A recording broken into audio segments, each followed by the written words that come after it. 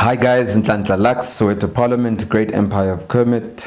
Today I have something very interesting. I often get inboxes, people asking questions, people from across the continent, and I thought maybe let's use this opportunity to actually invite more youth across the continent, especially black youth and black communities, because we've got unique problems that we understand, and it's not a racial thing. I just like to hear more voices from black communities, right? So I've got a special question from Botswana in my inbox. And I think if we can get into the culture of speaking as young people and engaging, we're going to be 100 years closer to the true emancipation that we need to get to. Now, without wasting more time, I'm going to play this voice note. Hi, Ntlantla Lux. My name is Okhwanya Munimuri from Botswana, and my question is this is on unity, because I feel like we need to unite. This is on all platforms. How do we unite on all platforms as black people? How do we come about together and not judge one another racially and tribally and everything, and start building one another and supporting one another's works, businesses, dreams, and not pickpocketing who's who, and and really building ourselves and being proud of who we are and where we come from and everything. So the question is about unity and why we can't unite as black people. The truth of the matter, from my experience, from my journey of life, is that black people, we are not encouraged to unify and trust each other as a result of the history we come from, being colonization. Because that animal, what it did is it ripped us apart. There's some people, we are offspring of people who were raped, of people who were ripped apart, of people who lost their identity. It was so difficult that some decided to forget their identity.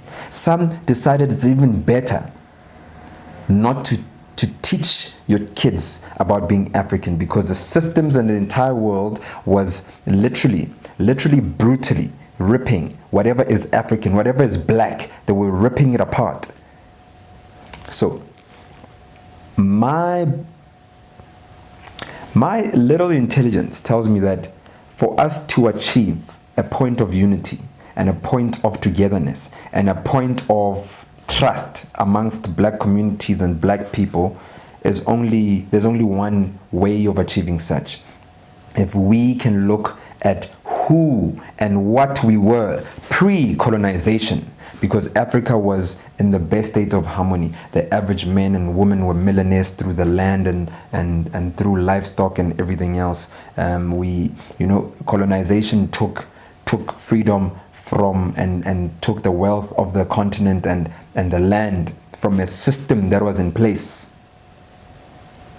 So if we interrogate that system and understand why and how we were united, we will get closer to the unity that we seek. And for me, to give you examples of South Africa is a young country compared to the other African countries in terms of independence. In 1994, the country was apparently taken back and given back. Now, let's look at where the colonizers took the country from and who. It took it from a system of people, a successful administrative system that governed people at that time. It's a system of ubukhosi, royalty. When the country was given back, it was given back to a system of politics. A system of politics that is brand new to the mind of any African, because politics is not our design. We were given this system of politics. And once the leaders like Bomandela and everyone else accepted this system, then the land was given, or not even the land, the country was given back to the system. that we don't know what to do with because it's not a system that we are familiar with as Africans. Now, a small example is I take the land from Party A. After a few years, I give the land back to Party B. Did I really do justice to Party A? No. So, my point of departure and conclusion is that let's be honest with each other. Let's go back to the drawing board, because as far as I'm personally concerned, people like Nelson Mandela and his counterparts, the current president of South Africa, Cyril Ramaphosa, was part of that crew.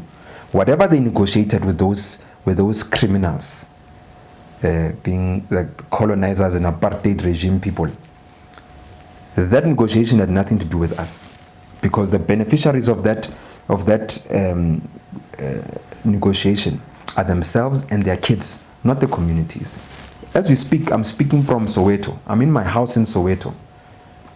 There is no true emancipation in Soweto that has happened since 1994. There isn't. So, for us to be united, unfortunately means we must neglect the systems of politics and must neglect whatever their plans are. Whether they choose to help the communities, the black communities or not, must not matter. What must matter most is that us as a people, we must come together and we must unite and we must emancipate ourselves. We must stop relying on politics and politicians to take us forward. And that is a brutal exercise because it's confrontational. And us as a people, generally we are not confrontational. But we need to rise and we need to cut the umbilical cord between us and the older people, because they are the ones selling us out. The current enemy right now in South Africa and across the continent is not the white men. All they have here is their systems that are led by black people. Our biggest enemy as young people are the older black people. So we need to check ourselves and be honest with ourselves and encourage ourselves to cut the umbilical cord. This thing of being too respectful and too loving and too accommodating will definitely lead us into giving birth to kids that will be slaves through these systems forever. Now, let me leave it to everyone else to draw up their own conclusions and discussions. Let's leave different opinions under the comment section. Let's talk about it, especially youth in Africa. I invite absolutely everyone. You are welcome to also take part in the conversation. Inbox me if una le ntho batlang re bue or re o batlang mpotsa yona. I can with pleasure answer it in the next segment. Tantalak, Soweto Parliament, Great Empire of Kermit. Kaufela.